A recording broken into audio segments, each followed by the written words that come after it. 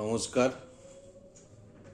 আবার আপনাদের কাছে একটি ভিডিও তুলে ধরার চেষ্টা করব। ইংরেজি নববর্ষ 2025-এর প্রথম ভিডিও। ইংরেজি নববর্ষের সকলকে শুভেচ্ছা এবং অভিনন্দন জানাই। আগামী দিনগুলো সকলের সুন্দর, সুস্থ এবং ভালো কাটুক। আপনারা সজাগ হন, সচেতন হন, আপনাদের চেতনা ফিরুক, আপনারা ভবিষ্যৎ নিয়ে ভাবুন, এই কামনা করি। যদি আগের ভিডিওগুলো আপনাদের উপকারে লাগে, তাহলে যদি ভবিষ্যতে এগিয়ে চলতে চান, তাহলে সেগুলো একটু সম্পূর্ণ বুঝতে না পারলে একটু ঘন ঘন ফলো করবেন, তাহলে আপনাদের পথ চলতে সুবিধা হবে। তাহলে যদি উপকার পান, তাহলে চ্যানেলটা সাবস্ক্রাইব করবেন, শেয়ার করবেন। কোনো প্রশ্ন থাকলে লাইক কমেন্টসে জানাবেন। এর আগের ভিডিওগুলো কর্মক্ষেত্রের জায়গা, আপনাদের নিজেদের অফিসের কর্মক্ষেত্রের জায়গা, গোটা দেশের কর্মক্ষেত্রের জায়গা, নিজেদের অবস্থান কর্মক্ষেত্রের জায়গায়, অন্য কর্মচারীদের অবস্থান, সমস্ত কিছু বোঝানোর চেষ্টা করেছি। ভারতের আইন অনুযায়ী সংগঠন কোনগুলো হয়, কোন সংগঠন কাদের করার আইন রয়েছে, কারা শ্রমিক ইউনিয়ন করে, কারা অ্যাসোসিয়েশন করতে পারে, সেই বিষয়ে বোঝানোর চেষ্টা করা হয়েছে। আপনাদের মধ্যে যারা এখনও শ্রমিক ইউনিয়ন করছেন, তাদেরকে বিশেষ করে বলবো, যদি এই একইভাবে করতে থাকেন, তাহলে কোনোদিনই ফল পাবেন না, সাফল্য পাবেন না। অন্যকেও লড়াই করে এনে দিলে তাহলে সাফল্যের মুখ দেখবেন, অথবা ঘরে বসে থেকে চুয়ে যেটুকু পড়বে সেটুকু পেয়েই আপনাদেরকে সন্তুষ্ট থাকতে হবে। আপনাদের বাস্তব অভিজ্ঞতা দিয়ে দেখতে হবে যে এই সংগঠন, যে শ্রমিক সংগঠনগুলো করছেন, তাদের কোনো দাবিপত্র আছে কিনা, যেখানে যেখানে দাবিপত্র দেওয়ার, আন্দোলন করার, সেইখানে করেছে কিনা, যে সংগঠনের সাথে আছেন সেই সংগঠনের যে সংগঠন, তার মধ্যে আপনাদের দাবিগুলো নথিভুক্ত করা আছে কিনা। ওই একটা দুটো নথিভুক্তর মধ্যে দিয়ে সাফল্য আসবে না। সঠিক জায়গায় সেই দাবিপত্রগুলো যাচ্ছে কিনা সেটাও দেখার দরকার। 50 বছর হয়ে গেছে, আমাদের অভিজ্ঞতায় আমরা দেখেছি এই সংগঠনগুলো আপনাদেরকে শুধু ব্লকে কোনো সমস্যা হলে সেখানে একটা ডেপুটেশন, ঘেরাও, এগুলোর মধ্যে সীমাবদ্ধ থেকেছে, এবং তখনই সেটা করেছে যখন কোনো সেন্টারে সমস্যা হয়েছে, কখনো শুধু ডিমের দাম বেড়েছে, অথবা বিল আটকে আছে, বা কারুর সাথে কোনো একটু সমস্যার সৃষ্টি হয়েছে সেন্টারে, তখনই। বাকি দাবি দাওয়াগুলো নিয়ে কিন্তু কোনো সদর্থক ডেপুটেশন বা কোনো আন্দোলন হয়নি। কারণ সঠিক জায়গাটা হচ্ছে আইসিডিএস এর কর্মী এবং সহায়িকাদের প্রথম স্তর হচ্ছে ডিরেক্টর। রাজ্যের ক্ষেত্রে ডিরেক্টরের ওপরে সেক্রেটারি, সেক্রেটারির ওপরে দপ্তরের মন্ত্রী, দপ্তরের মন্ত্রীর ওপরে মুখ্যমন্ত্রী, তারপরে কেন্দ্রের দপ্তরের সেক্রেটারি, দপ্তরের মন্ত্রী, প্রধানমন্ত্রী। বাকি রয়েছে আদালত। সরকারি কর্মচারীদের আগে স্যাটে যেতে হয়, তারপরে হাইকোর্টে যেতে পারে। শ্রমিকদের প্রথমে লেবার আদালতে যেতে হয়, তারপরে হাইকোর্ট যেতে পারে। আপনাদের ক্ষেত্রে সরাসরি প্রথমেই হাইকোর্টের দরজা খোলা, আলাদা কোনো আদালত আপনাদের জন্য নেই। যেটা শ্রমিকদের জন্য আছে, সরকারি কর্মচারীদের জন্য আছে, এসটিদের জন্য আছে, পক্সো আইনের জন্য আছে, অর্থাৎ শিশুদের জন্য, আপনাদের জন্য সেটা নেই। তাইলে আপনাদের বুঝতে হবে যে সংগঠনগুলো করছেন সেগুলো ডিরেক্টর, সেক্রেটারি, মিনিস্টার, মুখ্যমন্ত্রী, প্রধানমন্ত্রী, কেন্দ্রের সেন্ট্রালের সেক্রেটারি, সেন্ট্রালের দপ্তরের মন্ত্রীর কাছে আন্দোলন করেছে কিনা, আন্দোলনের পথ, ডেপুটেশন, অবস্থান বিক্ষোভ, ঘেরাও অভিযান, আইন অমান্য, হরতাল, অনশন, এই যে আন্দোলনের পথগুলো, যে জায়গাগুলো বললাম সেইখানে, এবং এই আন্দোলনের মধ্যে দিয়ে যেতে হবে। বড় কিছু পেতে গেলে বড় কিছু করতে হবে। যদি বড় কিছু করতে চান তাহলে বড় কিছু করতেই হবে। বড় কিছু পেতে গেলে বড় কিছু করতেই হবে। আত্মত্যাগ, ধৈর্য, লড়াই, এর বাইরে কিছু পাওয়া যাবে না। আর যদি সেটা না করতে পারেন, 50 বছর যেভাবে জীবন চলেছে সেটাও চলবে না। কারণ আগামী দিনে আইসিডিএস এর ওপরে প্রত্যেকটা সেন্টারে ফাইবারের নেট বসবে, কিউআর কোড বসবে, বেনিফিশিয়ারির অভিভাবকরা আসবে, আঙ্গুলের ছাপ দেবে, খাবার নিয়ে যাবে। অর্থাৎ এই পরিস্থিতি যখন হবে তখন বুঝতে পারবেন যে কি পরিস্থিতি হচ্ছে। তাই বারবার আমরা যেটা বলি, ভবিষ্যৎকে দেখে নিয়ে আমরা বহু বছর ধরে বলে আসছি, যে সিস্টেমটা আজকে এসছে এটা আমরা 10 বছর আগের থেকে বলছি। কারণ আমরা দপ্তরে চাকরি করি, বিভিন্ন পরিকল্পনা বহুদিন আগের থেকে গ্রহণ হয়, তারপরে অর্ডার হয়, তারপরে বাস্তবে রূপ পায়। এই পরিকল্পনা বহুদিন ধরে চলছিল, সেটা আপনাদেরকে বোঝানোর চেষ্টা করেছি। কিন্তু আপনারা ভবিষ্যৎ দেখতে পান না, বর্তমানকে নিয়ে থাকেন। আর বর্তমানকে নিয়ে থাকতে থাকতেই ভবিষ্যৎ আজকে অন্ধকার হয়েছে। আগামী দিনে পরিষ্কার বলে দিচ্ছি, 2026-এর মধ্যে টোটাল বেনিফিশিয়ারিরা কিউআর কোড দিয়ে খাবার নিয়ে যাবে, নচেত খাবার পাবে না। আর আপনিও দেখাতে পারবেন না সেটা না নিয়ে গেলে। তাই সেই জায়গা থেকে কর্মক্ষেত্রের জায়গা, আপনাদের সম্মানের জায়গা, ভয় না পাওয়ার জায়গা, নিজেদের ঐক্যবদ্ধ করার জন্য যা যা পদ্ধতি, অরাজনৈতিকভাবে সাহস সঞ্চয় করে সংগঠনের সাথে যুক্ত হয়ে, পশ্চিমবঙ্গ অঙ্গনারী কর্মী সহায়িকা কল্যাণ সমিতির সাথে যুক্ত হয়ে নিজেদের লড়াই দাবিগুলো আদায় করে নিন। কারণ আজকে আপনাদের সামনে যে সুবর্ণ সুযোগ এসছে, এই সুযোগ যদি আপনারা কাজে লাগাতে না পারেন তাহলে আর সারা জীবনে কোনোদিন এই সুযোগ কাজে লাগাতে পারবেন না। তাই আমরাও আমাদের পরিকল্পনা, আমরা সেই ঐক্যবদ্ধ হয়ে সেই লড়াই আন্দোলনগুলোই সঠিক জায়গায়, সঠিকভাবে, সঠিক গণতান্ত্রিক পথেই ওই লড়াইয়ের পথটি ধরে আমরা যেতে চাইছি। তার জন্য অরাজনৈতিক সংগঠনের একটাই শক্তি, গোটা পশ্চিম বাংলায় আপনাদের যে 2 লক্ষ কর্মী সহায়িকা রয়েছে, তারা যদি একবার পথে নামে তাহলে গোটা ভারতবর্ষের যে কোনো রাজনৈতিক দল, যে কোনো সরকারকে মাথা নত করতে বাধ্য হবে, আপনাদের দাবি মানতে বাধ্য হবে। সেই জায়গা থেকে যদি আমরা এগোতে পারি তাহলে সাফল্য আসবে, নচেত সাফল্য আসবে না। আর এটা সাফল্য আনতে গেলে নিজেদের ঐক্যবদ্ধ হতে হবে। ঐক্যবদ্ধ হতে গেলে অরাজনৈতিক সংগঠনের ছাতার তলায় আসতে হবে। এক জায়গায় আসার পথ হচ্ছে, আমাদের বিভিন্ন জায়গায় বিভিন্ন নেতৃত্বরা আছে, তাদের সাথে যোগাযোগ করবেন। সেই ব্লকে আলোচনা হবে, মিটিং হবে, একদম জিপি পর্যন্ত সমস্ত কিছু জানিয়ে দেওয়া, যেটা আমাদের সংগঠন করে থাকে।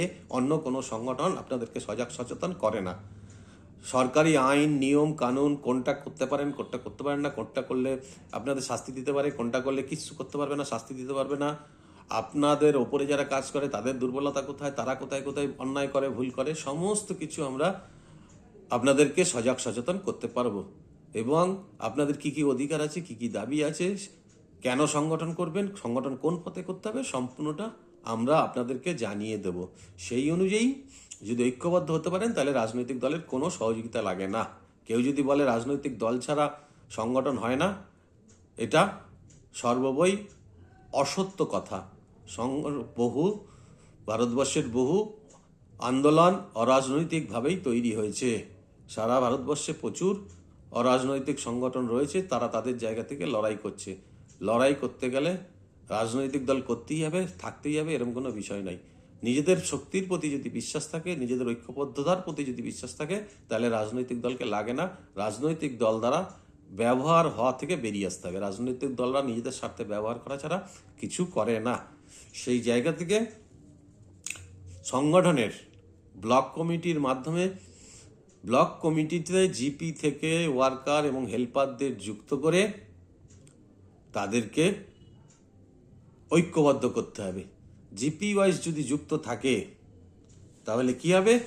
জিপি ওয়াইজ যুক্ত থাকলে সরাসরি যে কোনো সংবাদ, যে কোনো খবর একদম জিপি সকলের কাছে পৌঁছে যাবে।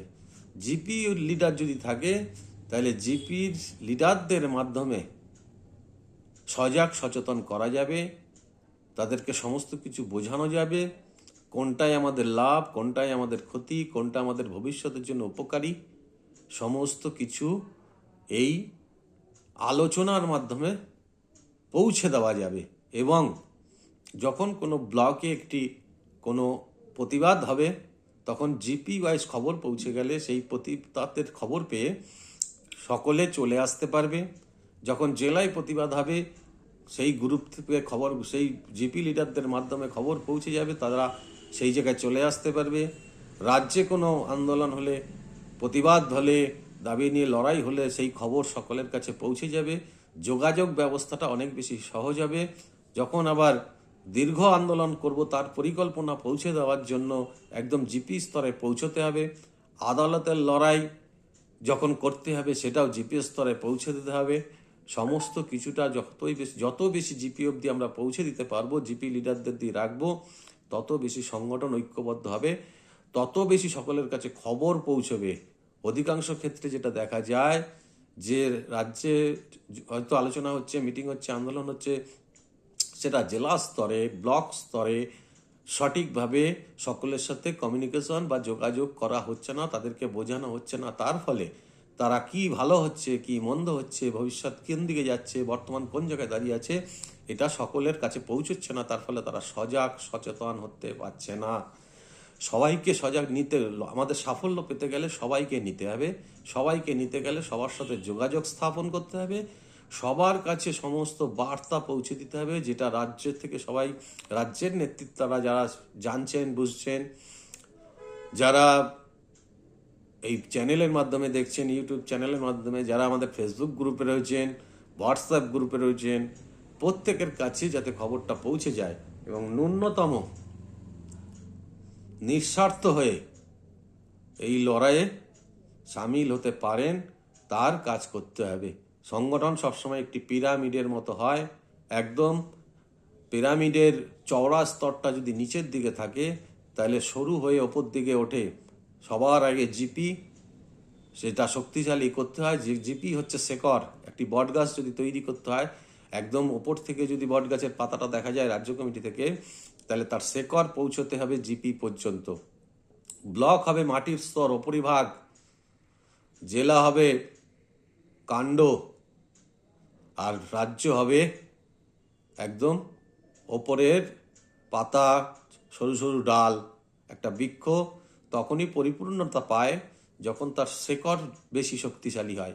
শেকড় যত বেশি শক্তিশালী হবে, তার কাণ্ড তত বেশি শক্তিশালী হবে। কাণ্ড যত বেশি শক্তিশালী হবে, তার পোশাখা তত বেশি বিস্তারিত হবে। পোশাখা যত বেশি বিস্তারিত হবে, তত বেশি সজীবতা আসবে। আর যত বেশি সজীবতা আসবে, তত বেশি শক্তি সঞ্চয় হবে, তত বেশি অক্সিজেন নির্গত হবে, এবং সেই অক্সিজেনের মধ্যে দিয়ে সবাই শ্বাস প্রশ্বাস নিয়ে ভবিষ্যৎকে সুন্দর করতে পারবেন। তাই আপনাদেরকে, আমাদের সংগঠনের সাথে যারা যুক্ত আছেন, পরিষ্কার সবাইকে সংগঠনের সিদ্ধান্ত অনুযায়ী নির্দেশ দেওয়া হয়েছে, পরামর্শ দেওয়া হয়েছে। প্রতিটি ব্লকে পুনরায় জিপি লিডারদের নিয়ে কমিটি করে রেডি হতে হবে। হোয়াটসঅ্যাপ গ্রুপে সবাইকে যুক্ত করতে হবে। মিট অ্যাপ ডাউনলোড করতে হবে, যাতে একদম রাজ্য স্তর থেকে জিপির সকলের সাথে যোগাযোগ রক্ষা করা যায়, সকলের কাছে সঠিক খবর সঠিক সময়ে পৌঁছে দেওয়া যায়, কখন কি হচ্ছে না হচ্ছে। রাজ্য কমিটির সকলের যেরকমই দায়িত্ব রয়েছে, জেলা কমিটির দায়িত্ব সমপরিমাণ, ব্লক কমিটির দায়িত্ব সমপরিমাণ। আমরা যদি সকলে সমান সমপরিমাণ দায়িত্ব সকলে মিলে পালন করি, তাহলে আগামী 2 বছর আমরা যে লক্ষ্যমাত্রা ঠিক করেছি, সেদিকে আমরা সফল হবই। তাই সংগঠনের জন্য সময় দিতে হবে, আত্মত্যাগ করতে হবে। আপনার 24 ঘন্টা থেকে সময় বাঁচিয়েই সময় দিতে হবে। সময় দিয়ে সকলের ভূমিকাকে ঠিক করতে হবে।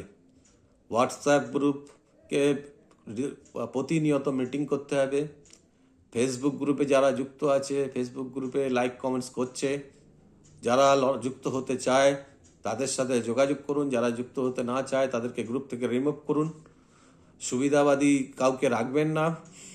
অন্য সংগঠনের সাথে যুক্ত আছে যারা আমাদের সমস্ত কিছু নকল করছে কিন্তু ঐক্যবদ্ধ হচ্ছে না, তারা এখনো দলীয় দালালগিরি করে বিভ্রান্ত করছে, ভুল পথে চালিত করছে, তাদেরকে চিহ্নিত করুন। তাদেরকে চিহ্নিত করে গ্রুপ থেকে বের করুন। আমাকে নামগুলো দিন, আমরাও সেইভাবে সবাইকে গ্রুপ থেকে বের করার চেষ্টা করব। তাই আবার বলছি, আগামী জানুয়ারি মাসের মধ্যে আমাদের সঙ্গে যারা যুক্ত আছেন সকল নেতৃত্বদের বলছি, নিজ নিজ স্তরে একদম সকলের সাথে যোগাযোগ করে যারা সংগঠনের সাথে যুক্ত হতে চাইছে তাদেরকে রাখুন, বাকি সকলকে সংগঠনের থেকে রিমুভ করে দেবেন। 2025-26 সাল আমাদের কাছে আন্দোলনের বছর। বেনজল দালাল সবার গালে যারা চুমু খাবে তাদেরকে নিয়ে লড়াই করা যাবে না। মির্জাফরদের নিয়ে লড়াই করা, মির্জাফরদের সংগঠনে রেখে লড়াই করা যাবে না। পরিষ্কার, আমাদের সংগঠনকে নিজেদের পায়ে দাঁড় করাতে হবে, নিজেদের লড়াই নিজেদেরকে করতে হবে। কারুর ভরসায় আমরা লড়াই করবো না। 2025-26 সম্পূর্ণ লড়াই পশ্চিমবঙ্গ অঙ্গনারী কর্মী সহায়িকা কল্যাণ সমিতির ব্যানারে হবে। সেই মতো আপনাদেরকে প্রস্তুতি নিতে হবে। এই 2টি বছর আপনাদের কাছে সময়।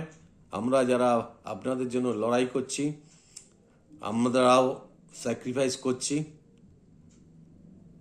আমরাও বদলির শিকার হয়েছি, তাতে কোনো যায় আসে না। কিন্তু আমাদের সংগঠনের যারা যুক্ত রয়েছেন তাদেরকে বলবো, সবাই সঠিকভাবে আন্তরিকভাবে সময় দিয়ে সংগঠনটাকে গড়ে তুলুন। সকলের আত্মত্যাগ, আমার যেমনি আত্মত্যাগ আছে, আপনাদের রাজ্য কমিটিতে যারা আছেন সকলেরই আত্মত্যাগ আছে, পরিশ্রম রয়েছে। আপনাদের পরিশ্রমও যেন সার্থক হয় সেই অনুযায়ী লড়াইয়ে ঝাঁপিয়ে পড়তে হবে। আমরা সাফল্যের খুব কাছাকাছি চলে এসেছি, আর কিছুটা পথ চললেই আমরা সাফল্য পেয়ে যাব। তাই এই জায়গা থেকে কেউ মনে করবেন না পিছন ফিরে তাকাবেন, পিছনে তাকাবেন না, এখন সামনে তাকানোর সময়। আর একটু পথ বাকি। আমরা যে গন্তব্যে পৌঁছানোর জন্য লড়াই শুরু করেছিলাম, আমরা 80% পথ পেরিয়ে গেছি। আপনাকে মনে রাখতে হবে, আপনি যদি পিছনে ফেরেন 80%কে আবার ব্যাক করে যেতে হবে। আর যদি সামনে যান, সামান্য পরিশ্রম হয়তো বেশি হবে, কিন্তু আর 20% গেলেই আমরা সাফল্য পেয়ে যাব। তাই আমি আশা করি যারা সংগঠনের সাথে যুক্ত আছেন, নেতৃত্বরা আছেন, তারা সংগঠনকে জানুয়ারি মাসের মধ্যে সঠিকভাবে গড়ে তুলবেন। বাকি যারা আমাদের এই ইউটিউব চ্যানেল দেখছেন কিন্তু কাজের সাথে যুক্ত, কিন্তু সিসিটিভি হয়ে আছেন, এখনও সেই বর্তমান অবস্থায় সেই সুযোগ সুবিধা নিয়ে মনে করছেন অফিসকে খুশি রেখে চলবো, তারা যারা মনে করছেন লড়াই করে কিছু হবে না, তাদেরকে বলবো আপনারা কোনোদিন লড়াই করেনই। 50 বছর হতে চললো, 50 বছরে পা দিচ্ছে। অঙ্গনারী কর্মী সহায়িকা প্রকৃত রূপে কোনো দিন এই 50 বছরে যে লড়াইটা করা উচিত করেনি। তাহলে লড়াই করেননি, সেখানে কিছু হয়নি, হবে না, ওইসব ভাবনা চিন্তার কোনো জায়গা নেই। আগে কিছু করতে হবে, করে দেখাতে হবে, লড়াই করতে হবে, তারপরে বলার জায়গা থাকবে যে কিছু হয় না, হবে না।